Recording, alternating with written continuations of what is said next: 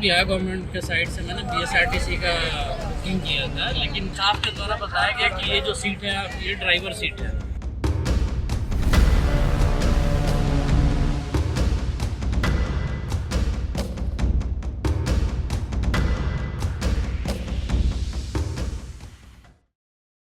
धूप में तपती सड़कों पर भी मन में उम्मीद, आंखों में अपने गांव की झलक, लेकिन टिकट खिड़कियों पर लूट मची है। सरकार ने वादा किया था छठ पर सब्सिडी मिलेगी, सफर सस्ता होगा, मगर जमीनी हकीकत ने उस वादे को शर्मिंदा कर दिया। दिल्ली, मुंबई और कोलकाता के बस अड्डों पर हजारों लोग अब घर जाने की खुशी नहीं बल्कि मनमानी किराए के दर्द के साथ खड़े। जहां बिहार सरकार ने सब्सिडी योजना के तहत स्पेशल बसों का इंतजाम करने का ऐलान किया था और आज उन्हीं प्राइवेट ट्रांसपोर्ट कंपनियों ने इसे बना लिया है काली कमाई का मौका। छठ महापर्व के अवसर पर जब पूरा बिहार, झारखंड और पूर्वांचल अपने घरों की ओर लौटने के लिए तैयार है, तब दिल्ली, मुंबई और कोलकाता जैसे महानगरों में घर वापसी का उत्साह अब बेबसी में बदलता जा रहा है। बिहार सरकार ने दिवाली और छठ को लेकर स्पेशल सब्सिडी योजना के तहत बसों की सुविधा की घोषणा की ताकि लाखों प्रवासी आसानी से अपने गांव लौट सके, लेकिन जमीनी हकीकत बिल्कुल उलट है। जिन बसों पर सरकारी सब्सिडी का बोर्ड लगा है, उन्हीं के द्वारा यात्रियों से 3 से 4 गुना तक किराया वसूला जा रहा है। कहा जा रहा है कि निजी ट्रांसपोर्ट कंपनियों ने इस मौके को कमाई का जरिया बना लिया। कोई टिकट की दरें मनमाने ढंग से बढ़ा रहा है, कोई नो सीट का बहाना बनाकर ब्लैक में टिकट बेच रहा है। यात्रियों का कहना है कि सरकार ने सस्ता सफर, सुरक्षित सफर का वादा तो किया था, लेकिन हकीकत में न सस्ता मिला न सफर सुरक्षित रहा।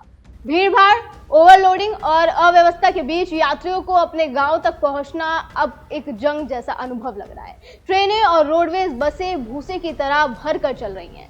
लोगों को बैठना तो दूर, खड़े होने तक के लाले हैं। लोग रास्ते भर परेशानियां उठाते हुए मंजिल तक पहुंच रहे हैं। यही हाल झांसी, कानपुर से होकर गोरखपुर जाने वाली ट्रेनों का भी है। धरातल के हालात बहुत खराब नजर आ रहे हैं। डीएनपी इंडिया के संवाददाता प्रकाश ने जमीनी हालात की वास्तविकता से रूबरू कराया। उन्होंने उस बस की स्थिति को दिखाया जो दिल्ली से बिहार जा रही थी। जब प्रकाश ने लोगों से बातचीत करने की कोशिश करी तो लोगों ने अपनी आप बीती भी सुनाई और बताया कि कैसे बस मालिक द्वारा मनमानी की जा रही है। यात्रियों के अनुसार उन्हें बताया गया कि उनकी बस BR28P1771 है, लेकिन उन्हें दूसरी बस यानी BR31P1771 में बैठा दिया गया। क्योंकि लोगों को छठ में अपने घर जाना है और समय भी बहुत कम है, तो वो बैठ गए। बस में सीट से ज्यादा लोगों को बैठाया गया। यही नहीं, हालात इतने खराब थे कि बस की बीच की गैलरी में भी लोग लेटे या फिर बैठे हुए दिखाई दे रहे। ऑनलाइन वालों को बैठाने के बाद ऑफलाइन पैसेंजर को बस में ठूसा गया। ऐसे में ये संदेह करना भी गलत नहीं होगा कि अगर कोई अनहोनी हो जाती है तो सोचिए कितना ज्यादा नुकसान हो जाता और कितनी जान भी गंवानी पड़ सकती थी। इसके अलावा बसों के हालात जर्जर है, टायर पूरी तरह से खराब है, जिसने बीएसआरटीएस की पूरी तरह से पोल खोल कर रख दी है। शिकायत करने पर भी किसी तरह की सुनवाई की जा रही है। जब यात्री इसकी शिकायत कर रहे हैं तो अफसरों की तरफ से एक अलग एटीट्यूड देखने को मिल रहा है। वो किसी भी तरह से कोई सुनवाई करने को तैयार नहीं है और उनकी तरफ से काफी बदतमीजी से बात की जा रही है। आप भी सुनिए अफसरों ने एक यात्री से किस तरीके से बात करी। हेलो। हाँ हेलो। कुमारी अर्चना मैम से बात हो रही है? हाँ हो रही है, बताइए। मैम मारुत बात कर रहा था। ये एक्चुअली जो अभी बिहार पथ परिवहन कौन बात कर रहा है? कौन बात कर रहा है? मारुत नंदन बात कर रहा हूँ मैम। हाँ मैम बताइए। एक कंप्लेन थी ट्रांसपोर्ट डिपार्टमेंट के अगेंस्ट। अभी जो है तो कंप्लेन कीजिए ना, कंप्लेन पोर्टल पे कीजिए ना, हमको फोन क्यों कर रहे हैं? कंप्लेन करिए कंप्लेन पोर्टल पे। मैम आप ही तो एक ये जिनकी आप आवाज सुन रहे थे, ये अर्चना नाम की बीएसआरटीसी की अफसर है और इसमें गौर करने वाली बात यह है कि ये नंबर यात्रियों को हेल्पलाइन नंबर के तौर पर दिया गया था, लेकिन जब इस नंबर पर कॉल करके हेल्प ली जाती है तो कुछ इस तरह का जवाब सामने आ जाता है।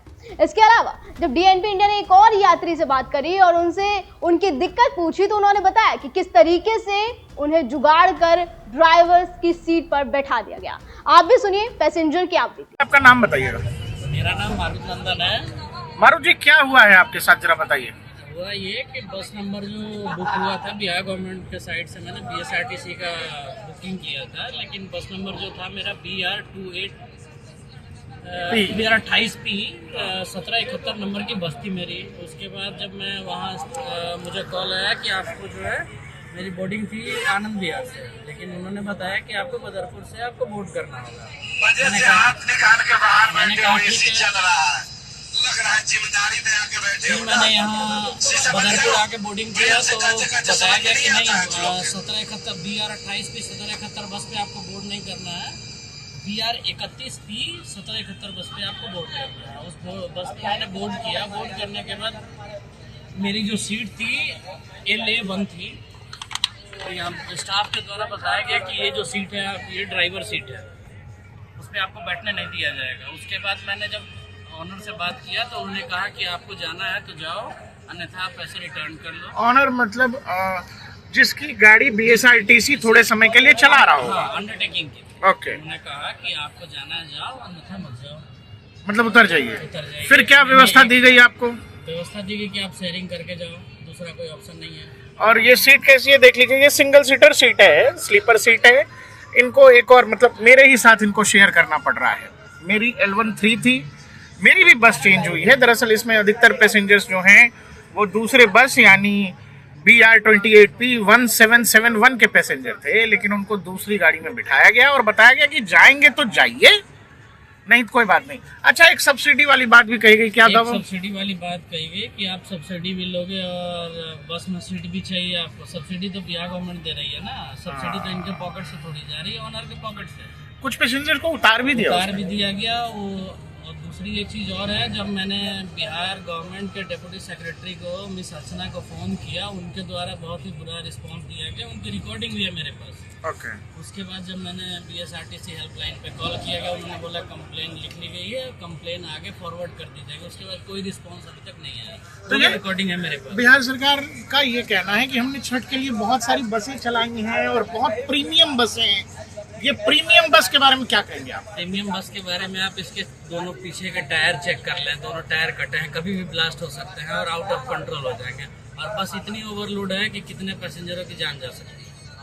ओवरलोड तो खैर हम दिखाई दे रहे हैं इनको। ये मारुति जी हैं, यहाँ देख लीजिए, ये मैं रहा और ये पीछे की कहा सीट से देखिए लोगों को गैलरी में बिठा रखा है। ये देखिए, ये गैलरी की जगह है, ठीक है। अब चूंकि भाई के पास जगह नहीं है तो भाई अपना लेटा है, कितनी देर बैठेगा? इस मित्र की भी स्लीपर की सीट थी। भाई सवाल अब भी वही है कि खुदा न खास्ता अगर कोई अनहोनी हो जाती तो उसकी जिम्मेदारी कौन लेगा? आपने भी देखा होगा कि किस तरह से अभी दिवाली के अवसर पर कई जगहों से इस तरह के हादसों की खबरें सामने आई। 23 अक्टूबर की शाम करीब 8:30 पर हैदराबाद से एक लग्जरी स्लीपर बस बेंगलुरु के लिए निकली और वो बस से चलते चलते आग की चपेट में आ गई।